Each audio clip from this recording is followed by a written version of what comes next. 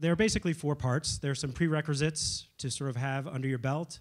There are some pre-B steps to take before you dive in.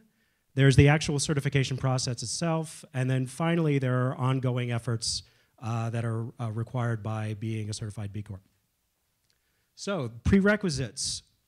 Some of this should be stuff that are prerequisites for literally just starting a company, like having a mission and vision, although you'd be surprised how often entrepreneurs sort of fail or decide to tackle that after they raise some money. You have to have 6 months of revenues. So B Corporation is set up to certify companies that are actually producing revenues. They are not certifying ideas or business plans they are certifying actual companies with verifiable revenues. They don't have to be good revenues. They certainly don't have to be profitable revenues, but they have to have 6 months of revenues.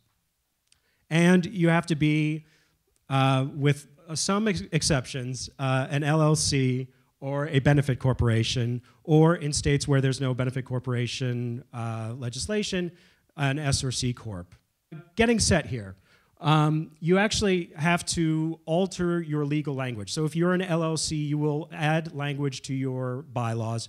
If you're a C Corp in a non-benefit corporation state, you will alter your articles of incorporation to include the language that Dirk talked a little bit about concerning addressing a specific, a general public benefit, and it depends on state by state for the benefit corporation legislation. And you will also need to organize your materials.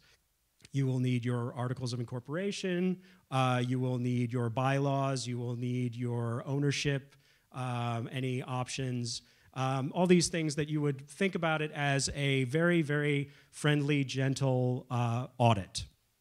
And then recommended stuff that you will need before you get into it are things like policies, which a lot of young companies don't have written out. You have ideas of what you want and what you don't want. It's always a good idea to actually write this out. And it's a lot less onerous a process than some of you might think. Policies don't have to be, you know, a 500-page employee handbook. They can just literally be a couple paragraphs on where you want to source your materials from, or the kind of employee environment you want to have. Ownership materials, as I said, and any impact tracking systems. There are, especially on the environmental side, there are a lot of questions concerning greenhouse gas emissions and electricity usage. Literally, you can have start taking a look and making sure that you're not throwing away your electricity bills, and you can track your electricity uses. Once you've got all that taken care of, it's time to go. Your certification process. The assessment, as Dirk said, is about 140 questions. It's being continually improved and updated. Actually, in between two assessments that we were helping clients with, they completely revamped the site, so it looks completely different. The questions are largely the same.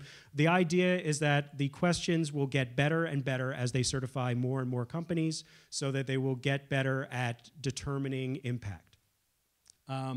You have to score 80 out of 200, which any of you who can do math and went to school is a really low bar. Everyone in my class, in fact, I think the SATs, literally that's just signing your name.